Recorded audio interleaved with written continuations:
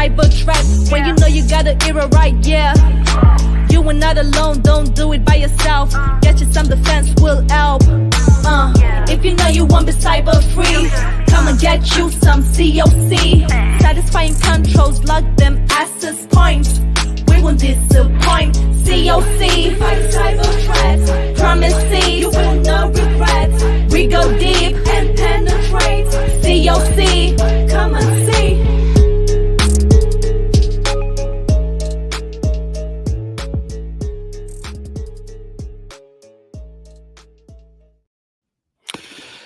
Hello, hello, hello. Welcome. My name is Jeffrey Crump. I will be your host, your guide, your Sherpa for yet another episode of Crump on Cyber. All right. So for tonight's show, we're going to begin. You made a couple, last couple of episodes, we talked about this, or at least alluded to this new DoD cybersecurity program that has been in the works for a couple of years, still not fully really kind of implemented. So we'll talk a bit about that. I'll lay down some foundational elements of that. And then a little bit later on, we'll have Leia Shilobod from InTech Solutions, and she is part of this CMMC ecosystem. She's one of the certified CMMC professionals, and we'll do a little bit of a Q&A with Leia and see if she can't shed some light on this. We'll do some questions and the answers, and we'll have her explain some of the CMMC ecosystem and bits and pieces of it so you better understand it. All right. So this, this CMMC program is part of the DoD and what they're trying to do with regard to trying to harden, really, kind of protect their supply chain and the things that they buy from companies. And the collection of companies were, looking at about 300,000 or so, maybe, give or take some there, that build products for the DoD.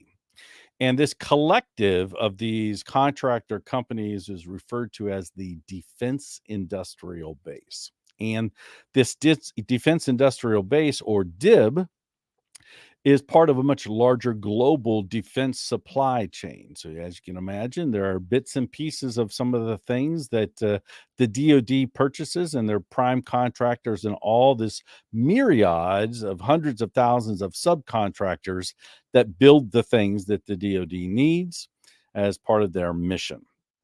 So this program launched, really kind of a couple of years ago, but it's an extension of things that they have been doing for a while.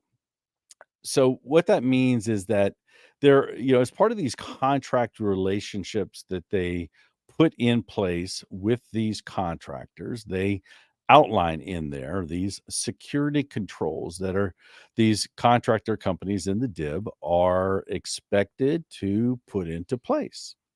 And the contract companies sign off saying, yes, we will do this cybersecurity stuff that you are asking of us.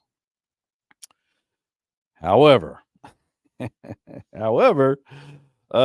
what we have, right, are these situations where we have things like, so this is a model of our F-35, right? We love this stealth fighter jet.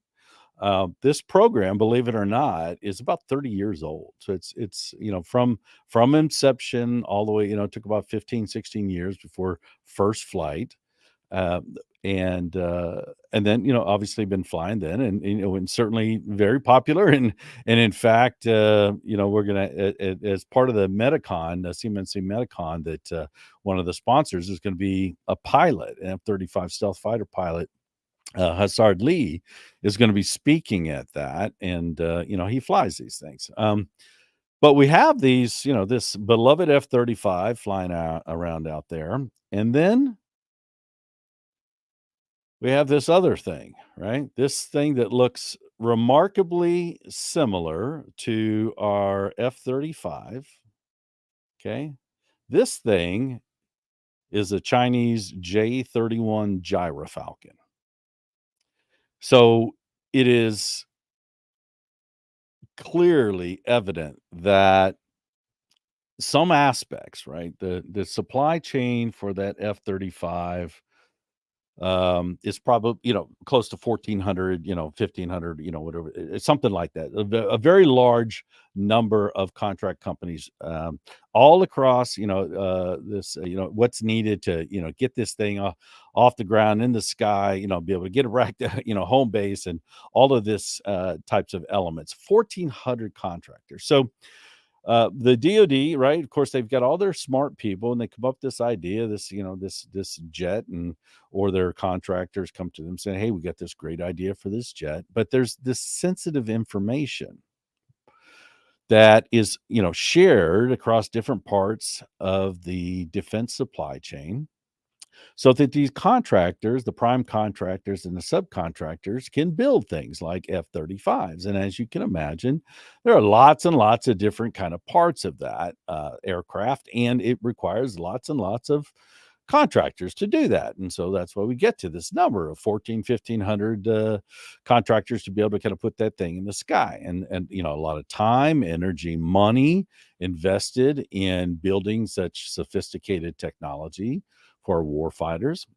And so the last thing we want is that sensitive information to be, taken away to some faraway land and built into a similar type of war fighting aircraft. What we don't want is our war fighters, taking off into the wild blue yonder to engage with an enemy, only thinking that they have this strategic advantage because of the technology, only to find themselves, you know, staring across the skies, an adversary flying something very similar, right? Similarly advanced technology.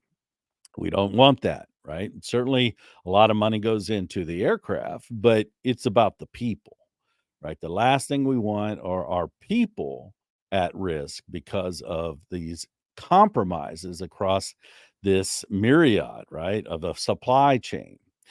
And so there's a concerted effort. The DoD has, put these contract clauses in place that require that the contractors put these security controls in place, and they agree to do it. But then they see jets flying around that look remarkably similar, and obviously that's some evidence that maybe these controls aren't in place across this supply chain. So this stuff happens, right? And it's not just that kind of thing. There's a group within the DoD, part of the Defense Contract Management Agency, the DCMA, and they have a group within there called the Defense Industrial Base Cybersecurity Assessment Center. So as part of this contractual relationship that the contractors get in with the DoD and the federal government, and they make an agreement for these kinds of things. Well, as part of some of these contract clause is certainly a commitment to implement, but a commitment to do a self-assessment, right? And as part of this control body, there's, hey, if you do a self-assessment, you identify any gaps, then you build a plan of action and milestones to go fix that thing, right? And you do this in a rinse repeat type of a cycle. So there's that element, self-assess, know thyself. Are you doing this stuff or not? So there's contract clauses around those things, and then there's contract clauses around that really kind of opens the door for the DCMA DIBCAC to come out and do an assessment of that contractor's organization. So you've got this entity that's doing it, and you've got these contract clauses that are establishing this need to have these cybersecurity controls in place. And so clearly there's a bit of disappointment when you see things flying around that look remarkably similar. But as I stated, there's other evidence outside of there. So as part of making, figuring out, hey, we certainly we have to change something. This DCMA DIBCAC group, they're the ones that really are the ones that go out and do these validation assessments with the contractors to try to determine, okay, well, this company said they did a self-assessment, they kind of calculated this score. Okay, let's go take a look and see, what's the reality of the situation. And yeah, you determine, okay, is this stuff actually happening, right? This little bit of, well, we were trusting you, but we're going to send some folks out from the DIBCAC, and we're gonna verify that this stuff is kind of happening. Well, it's a relatively small team. And so when there are hundreds of thousands potential contractors that might need, or they might want to assess, then yeah, they just don't have enough people to be able to kind of practically go do it. So part of this CMMC is, coming out to private industry to build an ecosystem. But back to, why, right? So yes, we have F-35s and we have the J-31 gyrofalcons, a very concerning kind of a thing. But as part of this process of, hey, making a transition or going to private industry to bring in some resources to help us, go do these more assessments, right? We need more validation, ensure that this sensitive information is being trusted across the supply chain. Well, they have other evidence, okay? So they've gone out and have done some surveys, and some of this survey information is shared in part of these documents that get shared with the ecosystem and shared with the public. But as you can see here, they talk about in a separate survey in 2018, 36% of the contractors who responded indicated a lack of awareness of something called the DFARS Clause 252.204-7012. So I said that the contractors are, agreeing that they have to implement these controls. Well, it's this DFARS Clause 7012 is the one that stipulates, it says, hey, you're gonna get this stuff, this sensitive information, and so you need to implement these controls that are outlined in something called NIST SP 800-171. Now, NIST is organization, part of the Department of Commerce, and their job is to go out and build these cybersecurity standards for the federal government, and we can private industry can certainly take advantage of those kinds of things, but predominantly for federal agencies and things like that. But and obviously here we've got a control set that's designed to be applied to contractors who do business with the federal government. So there's a bit of an extension there. So this 7012 thing says, hey, you're getting this kind of information, this sensitive information. You need to implement these controls outlined in 800-171. And by the way, if you're doing some external cloud stuff as part of processing, storing, and transmitting this sensitive information, then you need to implement this minimum baseline of security controls around in that cloud environment. Okay, and that's a FedRAMP environment, and we're going to have some shows relative to FedRAMP and those control bodies, and those will be up in some upcoming episodes. We'll dig into that more. Okay, but this core control set outlined or the requirement outlined in this 7012. Okay, so if you've got 36% of the contractors who indicated a lack of awareness of the contract clause that outlines the security requirements, then that's a problem, right? They're not even aware of the clause, let alone what's in the clause. Okay. So that's an issue. And then it says, and 45% of the contractors acknowledge not having read NIST 800-171. And that's where the controls are at. So half of the contractors admitted, right, that we don't know anything about that thing, right? So it begins to, certainly form in the minds of the DoD. Aha! Well, that it might explain why we see some of our information showing up in our adversaries' products not so good, right? But that's not it, right? That's not the end of it. Okay, so here we've got in a 2019 survey, there's contractors that responded to their rated level of preparedness for one of these DCMA assessments that I've referred to. Readiness, 56%. So you got, half that are just kind of raising their hand and saying, "Yeah, we're not ready. Yes, please don't come and verify us." Right? That clearly indicates a problem.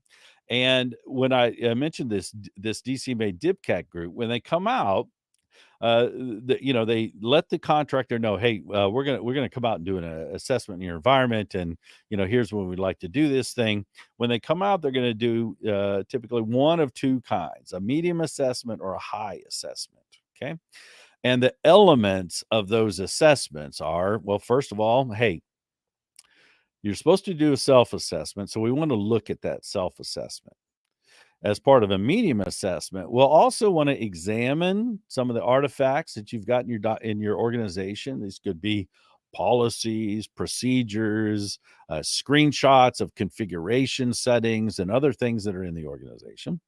And interview some of your folks, right? Do they know about the policies? Are they understand the procedures that govern their job? Are they doing the things, right, that are expected of them as part of 800-171?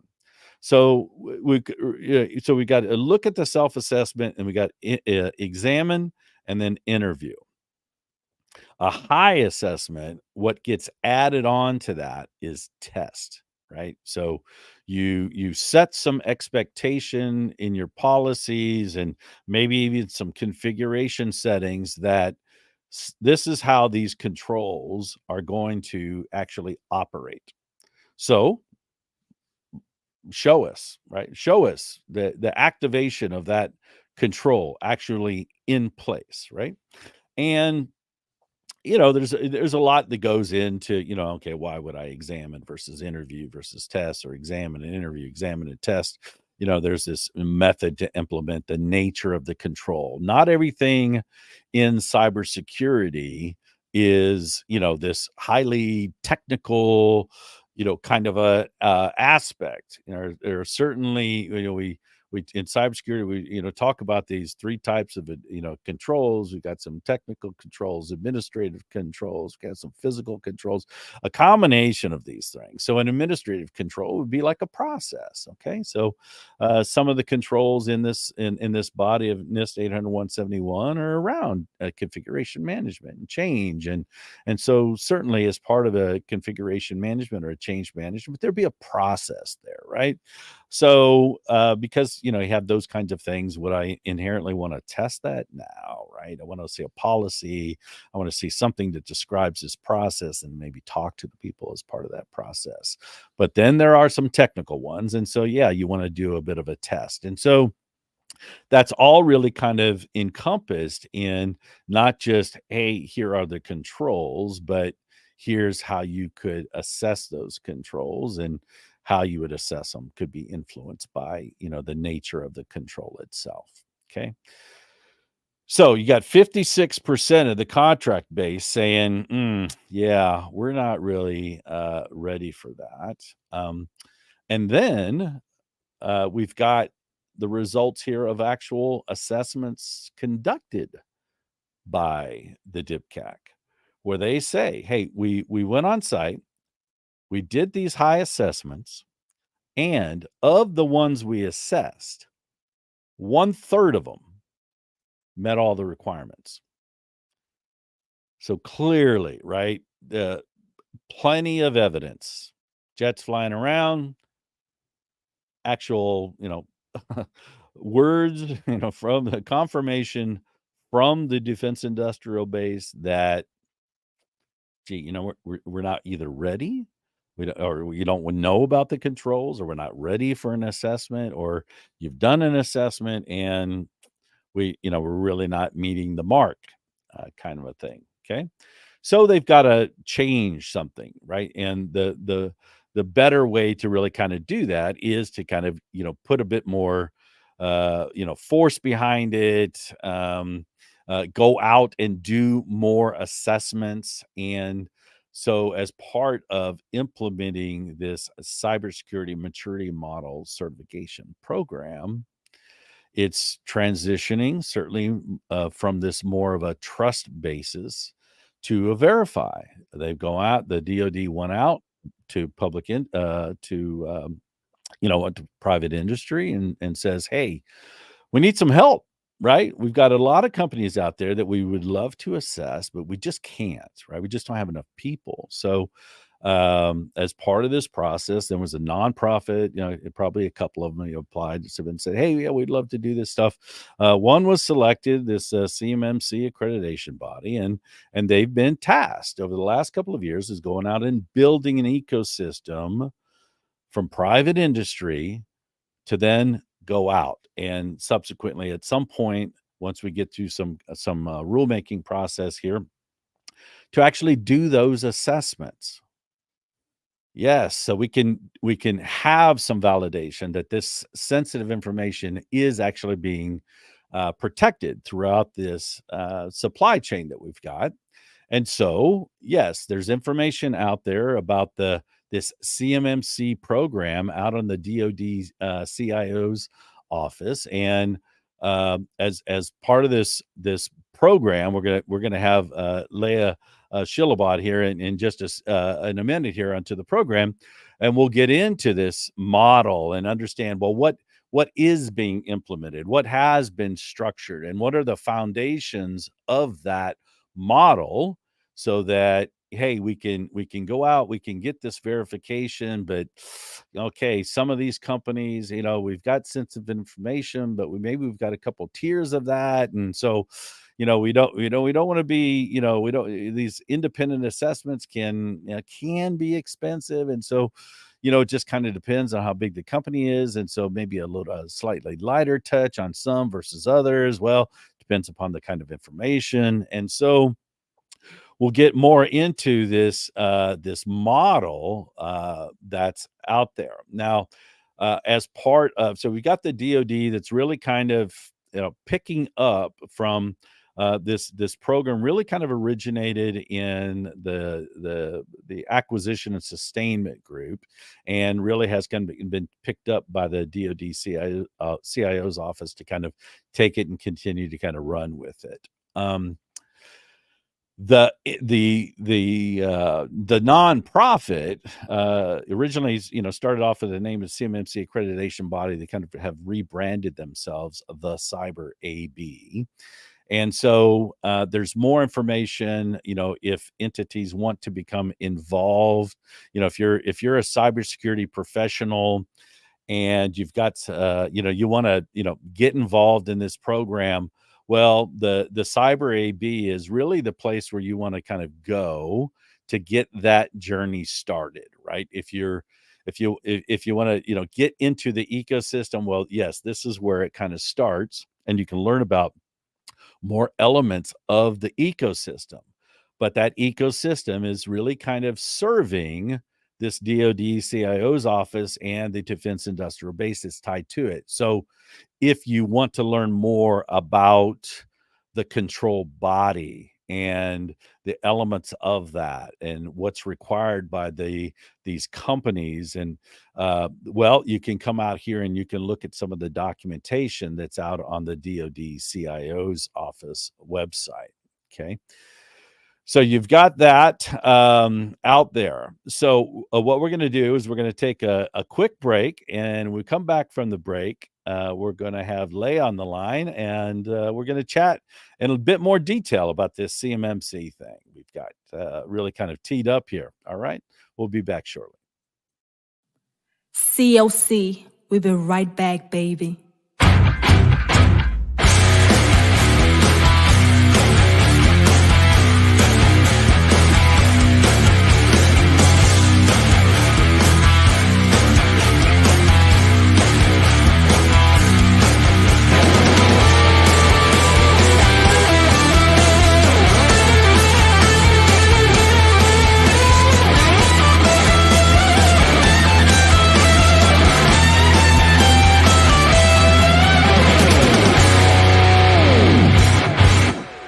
COC's back. Come get you some. Leia, Yeah, man. welcome. How's it going? You're live and on the air. Oh, I'm live. All right. You are live. Yes. Welcome to Crump on Cyber. So, yeah, maybe just take just a minute or two, introduce yourself, about the company you work with, and then we'll get into a bit more into the CMMC thing and get your thoughts and look through some questions and really kind of just use that as a driver to maybe pull out some information for folks to better understand what this CMMC thing's all about. All right. Yeah. So I'm Leia Kupris Shilobod.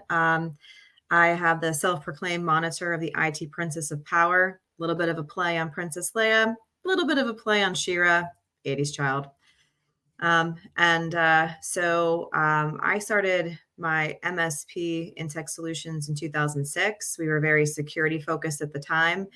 And then as time went by, we found that there were clients that were coming to us and saying, hey, we've got this, we have like some of the stuff we have to comply with. And I was like, oh, okay. I should probably check into that. And then I had our local MEP, come to me and say, can you present on this NIST 800-171 thing? And I was like, sure.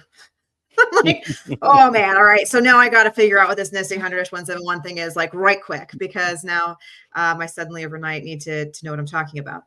But what I found out was that I actually loved it because not only did it really make sense why the government was trying to put into place some standards to protect their information. That's our information, right? I mean, it's like if the government owns it, the people own it.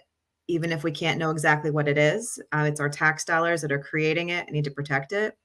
And then I also loved the control set too, as being security focused in the first place. Even though we're talking about compliance and not security, there's like a lot of things there fantastic as far as security is concerned. So we went about testing, trying to implement this with clients. And then we butt up against some things that they were, not so happy about doing, either because of cost or because it interrupted business processes. And I'm sure if you look at the controls, that that were things like MFA to log onto the computers, and things like, having to have some kind of a tool or mechanism to collect logs, like a SIM or something like that, and got lots of pushback in that area. Got lots of, are like some kind of like NIST police going to show up at our doorstep and ask us to see this? And I very prophetically said, well, no, not right now, but I can pretty much assure you that if the government is this concerned about protecting their information, that there's going to be something in the near future that's going to have some kind of accountability. And then CMMC. So you mentioned MSP. So just, for the listeners and the watchers, what's an MSP? What's you mentioned MFA and a SIM. So maybe expound on those just so folks kind of have a better understanding of what you're talking about there. So totally. So MSPs, or sometimes you also hear MSSP. That's going to be a managed IT provider, a managed services provider, or a managed cybersecurity services provider, right? So that's when I hear MSP or MSSP, that's what we're really thinking about there. Those organizations are absolutely necessary in order to help almost all companies in the defense industrial base to be able to secure themselves, or to help them with their operations, or help them with, configuring or maintaining infrastructure.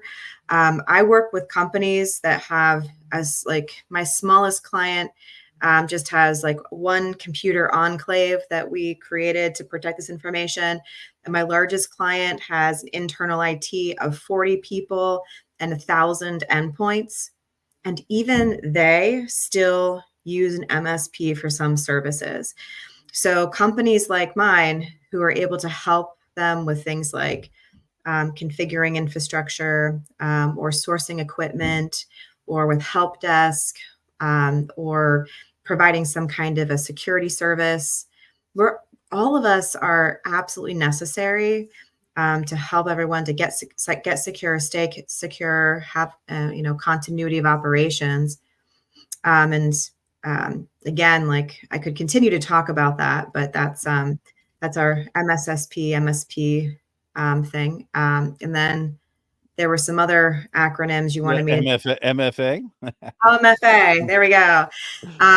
Which sometimes people say 2FA, MFA or 2FA. If you heard the FA at the end, that's going to be multi-factor authentication or two-factor authentication. So, if you, and in the context I was just talking about, what would irritate people was if they're trying to log onto their computer, and in order to log on to the computer, you don't just put your password in, you also have like a code that comes to your phone or a phone call or something like that to verify that it's you. So you have two things, password plus something else to verify that it's you. And, lots of organizations were less than thrilled that was a requirement. Right. Yeah. One more cost, right? Yeah. On top of likely very tight budgets for these small companies themselves, right? It's actually more than just cost when you're talking about MFA. It's actually like they're worried about, like especially if you have like a manufacturing facility and you've got people who are on the floor, maybe they're not allowed to have their cell phones, or you require that someone has a cell phone. You got all kinds of diciness there. And then honestly, like if you're not used to it, like people are like, are you kidding me? What do you mean I can't just put my password in and log on? What do you mean I have to do this other thing? They get really irritated about that. Right. Absolutely. Yeah. We yesterday's show we were talking about cybersecurity careers, and as part of that, we highlight the fact that we've got about 770,000 open positions here in just the United States, right? Which represents, we currently have just over 1 million in the field, and so we almost need to double. And so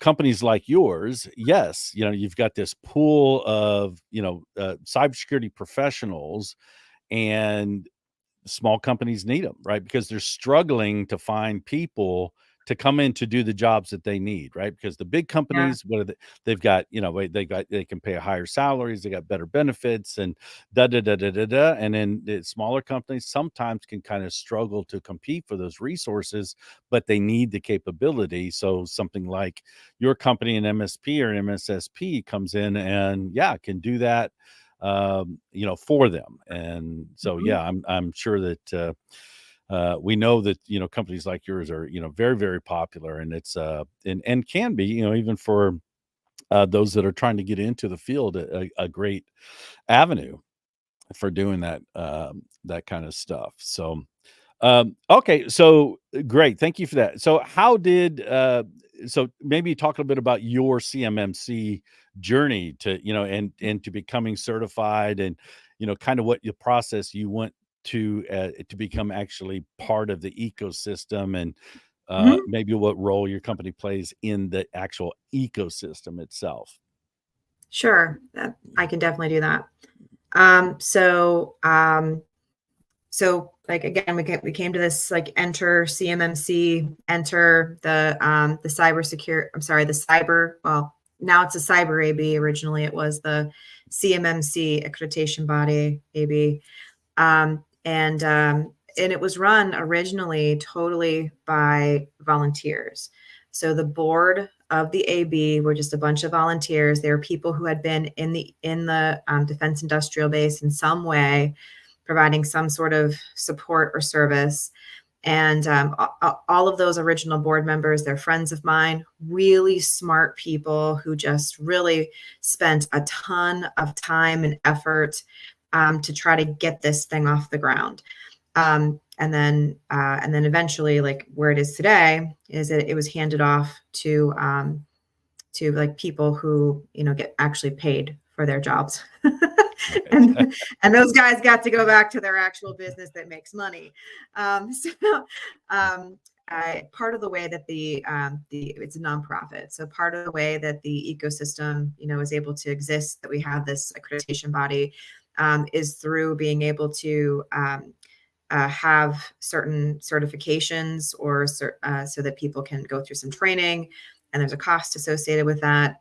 You can also be a registered practitioner organization, which is supposed to be designated for organizations that want to help companies in the DIB, the defense industrial base, to be able to get compliant and stay compliant.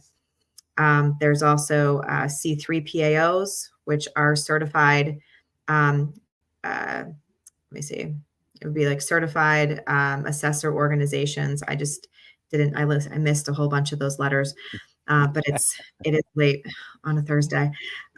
But those assessor organizations have assessors underneath of them that will actually go in and do assessments to be able to certify that an organization has implemented the controls they're supposed to.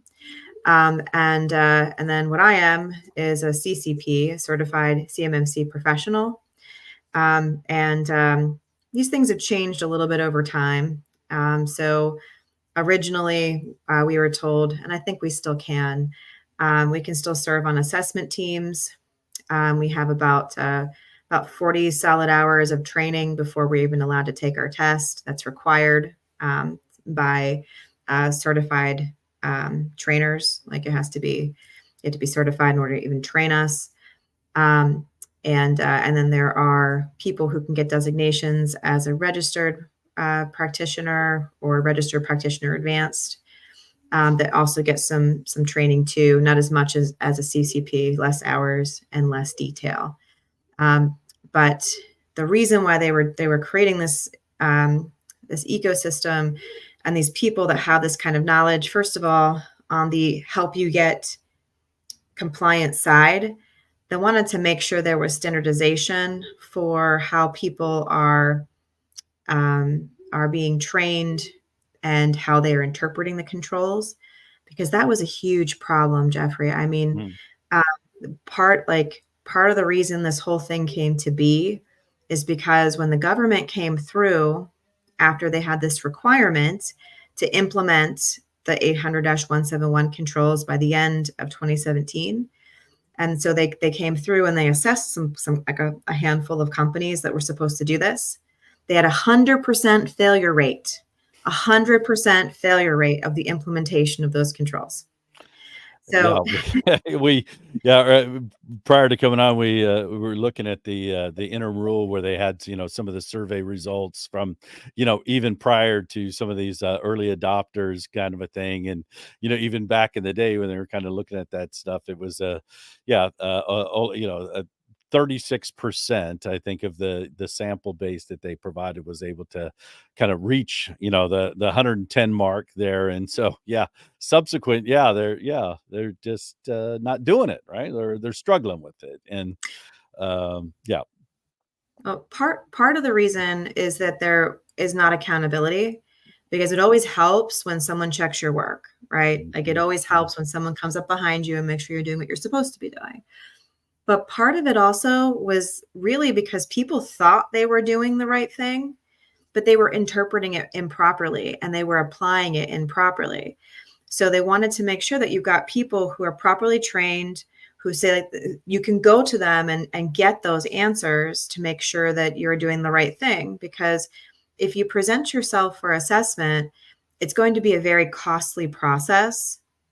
And if you fail your certification assessment, you got to do it again. You got to pay for it all again. It just doesn't make sense. So there needed to be, properly trained individuals who are out there who you can trust then to give you the right guidance. Great. So so we've got the companies that are in the DIB, and then you described the RPO, which is the ones that are designed to help them get ready for this other one that comes behind, the C3PO, to do the actual assessment. And so they've kind of structured it in that way to I guess hopefully meet the needs of the DIB themselves. Yeah, but you're right, absolutely right. This interpretation kind of a piece can be of a challenge, right? So sometimes we need a plumber, we call a plumber. We need cybersecurity. Well, guess what? We need to talk to cybersecurity professionals to be able to do that. Otherwise, if we kind of do it, yeah, you can try some plumbing on your own, but hey, that might not work out well for you.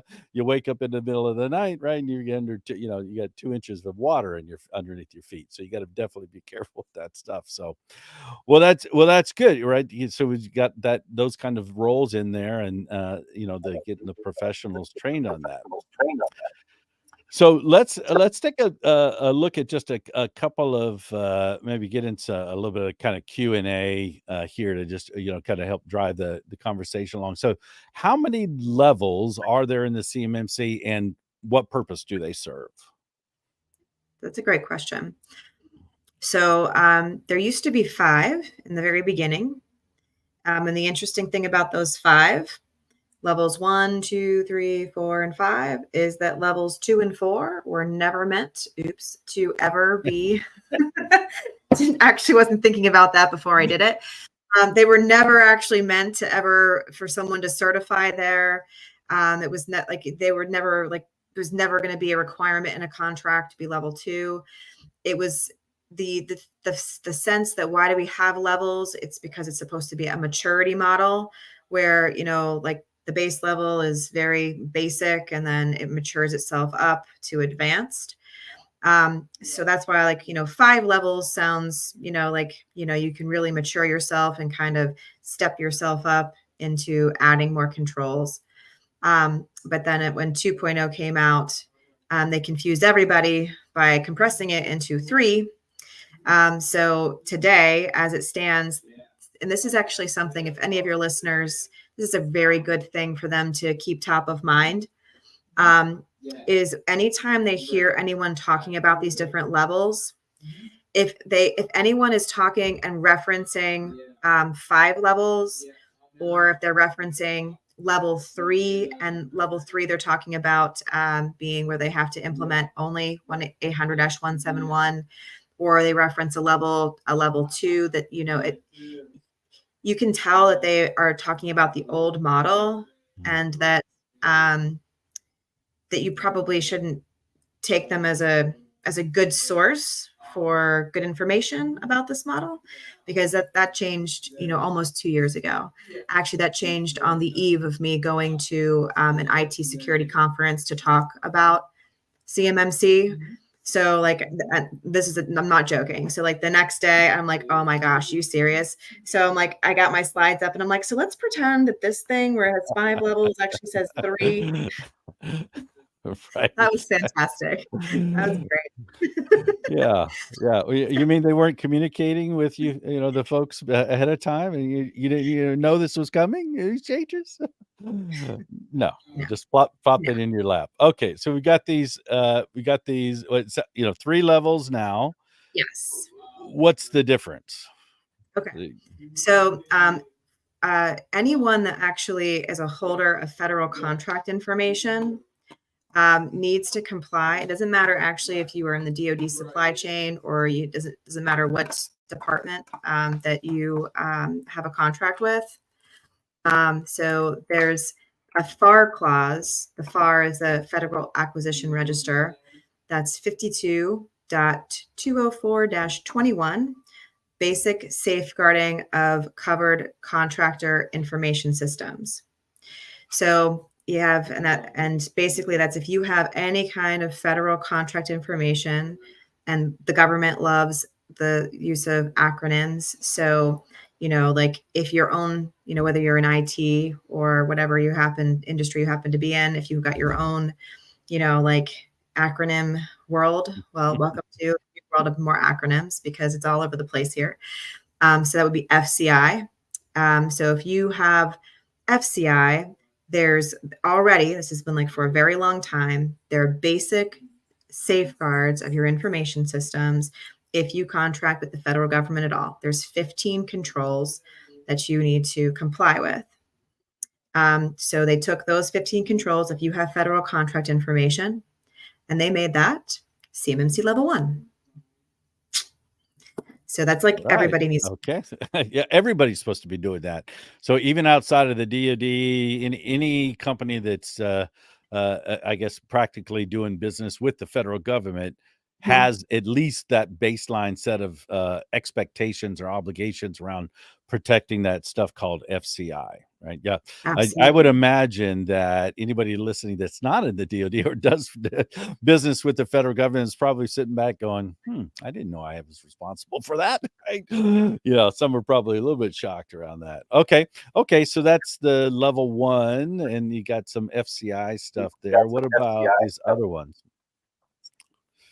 Okay, so the DFARS, which is the Defense's Federal Acquisition Register supplement. So here's like additional rules that you have to comply with if you do business with the DoD itself. There is a clause that's in some contracts. Actually, I think that it's in all contracts right now that come from the federal government.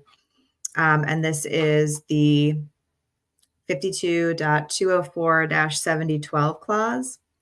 And in 7012, it does say a couple of very key things. And this is where the December 31, 2017 deadline comes into place. So it says that that you have to assure that you're implementing the NIST 800-171 110 controls in your environment. And then it also talks more about assuring that you have an incident response capability and requiring that within 72 hours of you having an incident that you're reporting it to the DIBnet, like a special DoD portal that says that you had an incident and describing everything that happened there. So that's like the next clause that came in to say this is like where the requirement for implementing 800-171 came from. And that clause is parlaying into what we know as CMMC level 2. That again, like this the final rule on these levels has not gone through yet, but this is how it's all mapping. Okay. And then level 3, there's lots of mysteries surrounding level 3. It was only until just recently that even on the DoD CIO website or in the Cyber AB that we kind of saw what level 3 was supposed to look like in CMMC.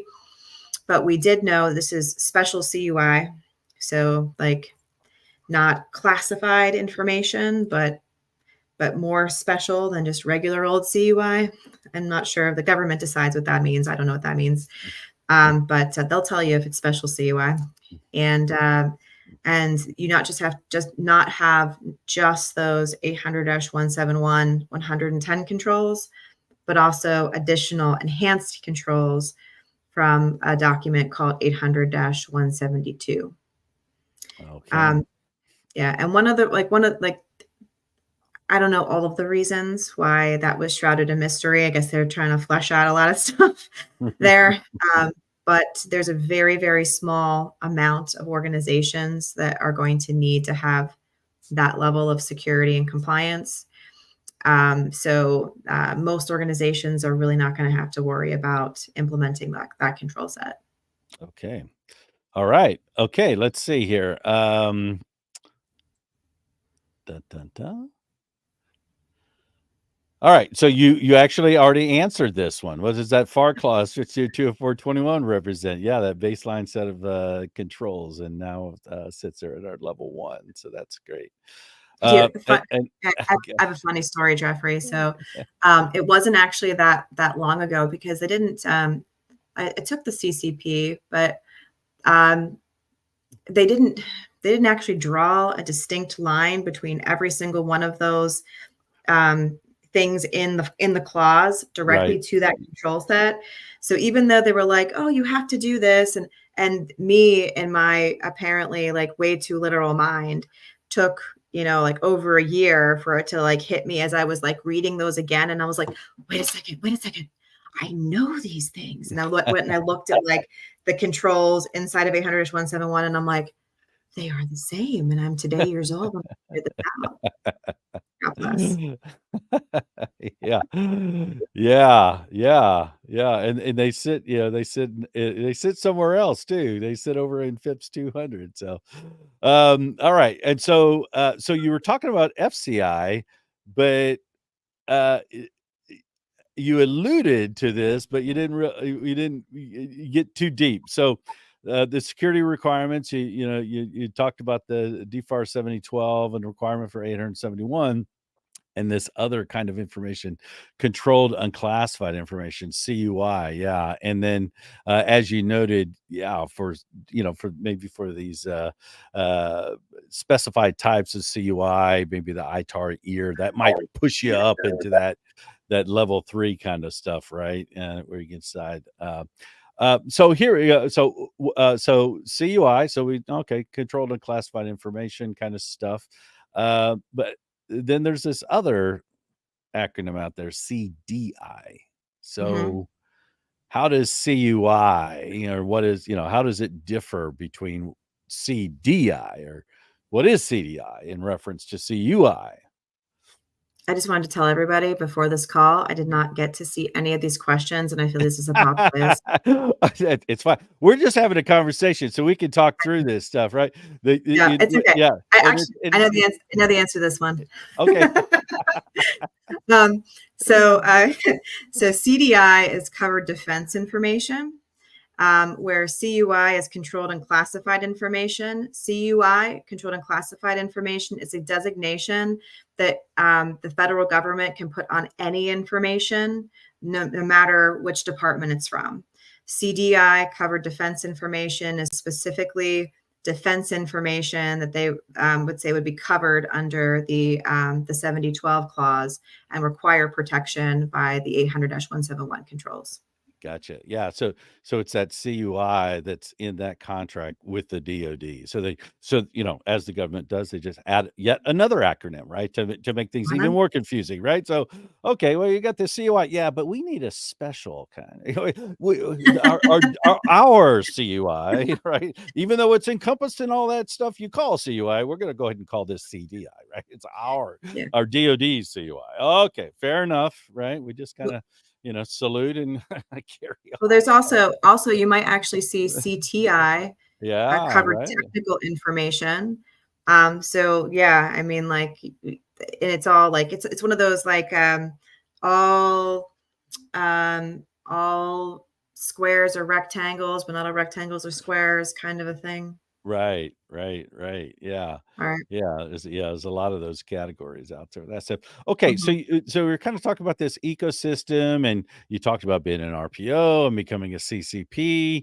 And so that would indicate there's something else in that ecosystem aside from that's kind of allowing people to kind of get to, become a CCP. So we've got these things out there called LPPs, and then there are LTPs.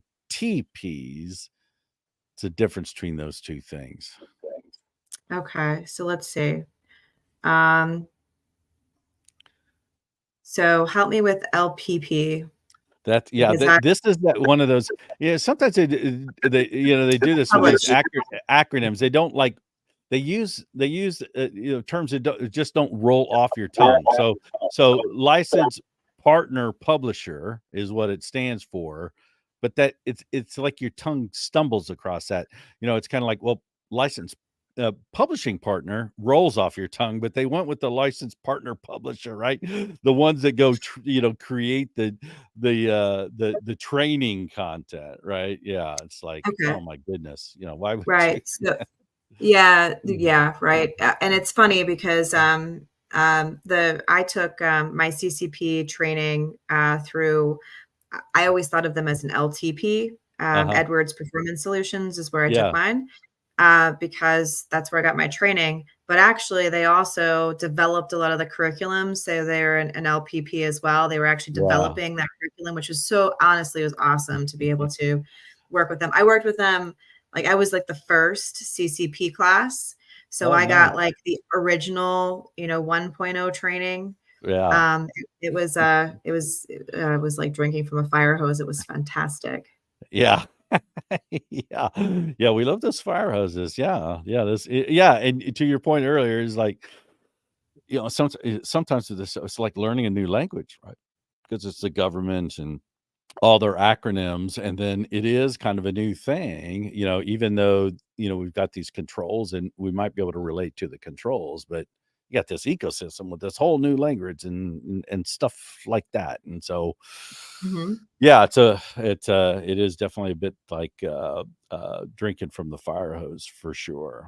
Um, so we got that. You mentioned the level 1, 2, 3, and prior to coming on, I was talking to folks about, it transitioning from this trust to verify kind of a model, and Mhm. um, um, but they're really conscious, the DoD being, concerned about the impact on the smaller companies. And so as part of that transition to 2.0, maybe they kind of, in the 1.0, was like, foot down on the gas pedal, right? Everybody was going to be assessed, right? And 2.0 maybe backed off the pedal a bit. Can you talk a bit about this question? Just kind of speaks to those assessments. What is it expected from those companies out there across these different levels? Who's going to be doing these assessments? Or is a third party assessment required for everybody still, or how's that maybe evolved or changed as part of this 2.0 model? Yeah. So at level 1, this like the basic safeguards, it's considered a self-assessment across the board. So Okay. self-assessment doesn't necessarily mean, you just do it all by yourself. I mean, like every single company we work with is not doing IT or cybersecurity by themselves. We're helping them with that, right? So what it does mean is that you are the one who's responsible for assuring that all those controls are implemented and attesting that it has been implemented appropriately. Hmm. So most organizations, they will engage someone who has been trained in the ecosystem somewhere, whether it's a registered practitioner, RP, or an RPA, advanced CCP. Some people even, work with an assessor, a certified assessor. Sometimes that can be more expensive, which is sometimes why you don't do that. Um, but anyway, they typically engage with one of those people who have been trained in the controls, so that they can be that second pair of eyes to make sure that, yes, you are implementing these level 1 controls, those 15 controls appropriately. So Um, what's the potential implications if I don't engage an expert, right? If I just kind of go, okay, I'm doing this, or maybe I don't even just bother. Maybe I just sign on the dotted line. Is there any kind of potential risk to me and my company if I'm not really kind of doing the stuff that I say that I am? Absolutely, absolutely. So, what I think many organizations, either some of them don't care, and some of them don't understand the implication. The ones that don't care, I can't help you. And if you don't care about contractual obligations, I can't help you. But some of them that actually care about this just don't really understand. So, if you are anywhere in the supply chain of a federal contract, then you are contractually obligated to protect that federal contract information. Like it's a contractual obligation. So, what happens when you breach contract? You get sued, Mm. right? So, and they're like, and organizations that say, "Whoa, well, will somebody show up?" Someone doesn't have to show up. You have an internal disgruntled employee or someone that you fire or someone that leaves you, and they want a payday out the door. All they have to do is call up the federal government and submit a claim and say, "Hey, these guys aren't doing what they're supposed to be doing on their federal contract. They're not implementing these safeguards." And then the government will show up at your door. They will, Mm. 100%, 100%. And then you get fined and they get a payday, thousands of dollars, and sometimes tens of thousands of dollars, depending on what it is. And they like, you can't touch them. You can't go Mm. back on them at all for False Claims Act. Yeah, that would seem like a pretty strong motivator for organizations for sure. Okay, so that it covers all that, and then so at level 2, level 3, that assessment, how's that? going to play out? So some of these things are still being fleshed out. But Yeah, we we're in a do rulemaking period, right? Yeah, so it's kind of like, yeah, I can caveat everything. It's like, okay, they're going to come back and watch this thing in 5 years and be like, that girl, lady doesn't know what she's talking about, right? It was like, well, yeah, no, take it in the perfect context, please. Yes.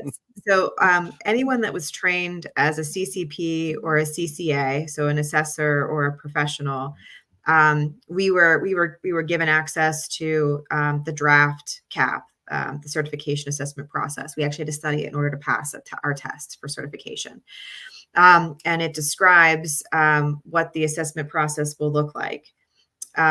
So organizations that have to go through any kind of official assessment, actually, whether you're required to or you want to, you don't have to be required to in order to get a certificate. You don't have to do that, but it's expensive. So I don't know. Maybe some people would just Whether they'll volunteer. volunteer, right? Yeah. But there'll be like a pre-assessment like phase where basically the C3PO, the assessor organization, is going to ask them for some preliminary evidence and information. Like, I want you to give me your evidence list. What's all the evidence that you're going to present to me? Just a name of it, not like they don't actually want it. Don't send me all the screenshots. Don't send me all the documents. Send me the names of all the evidence, just so I can get an idea about how much evidence we have, because it has to be adequate evidence, and it has to be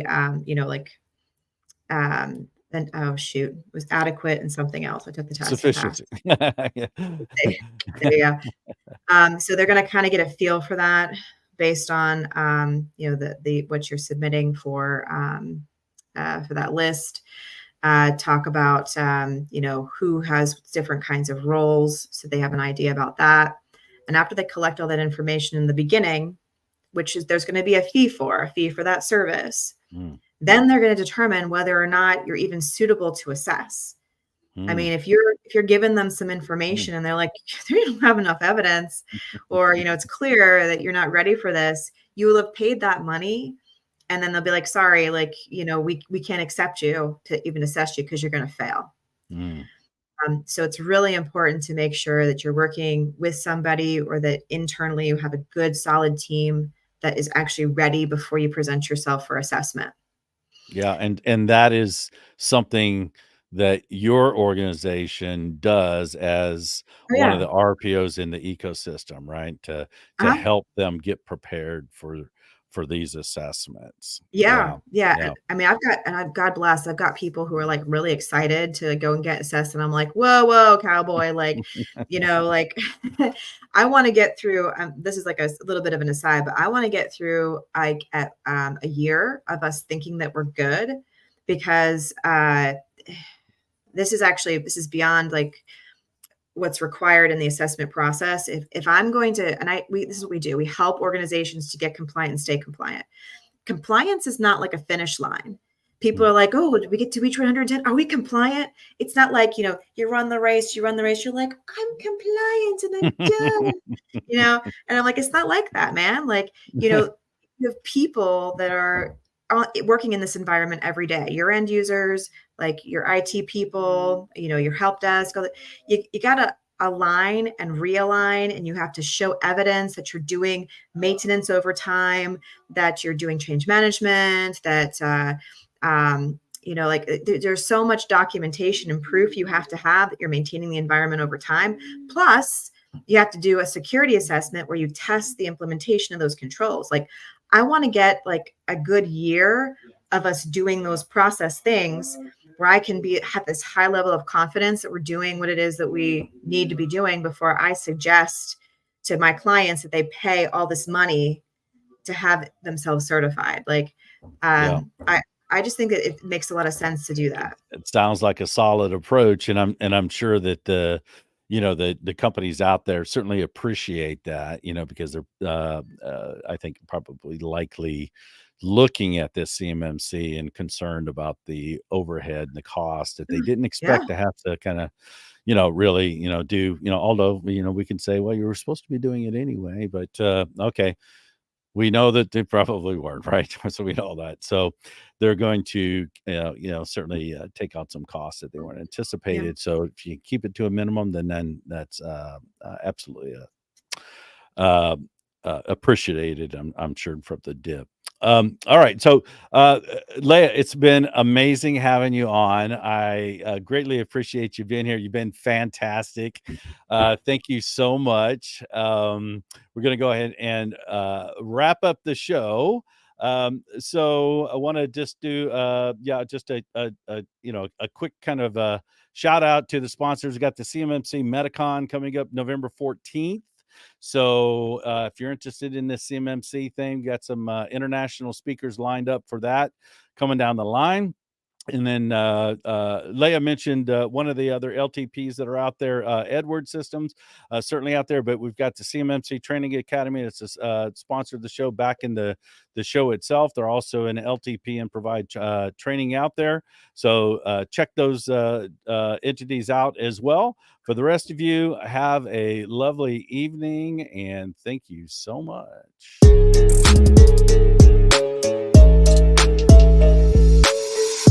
Now you know you're feeling better.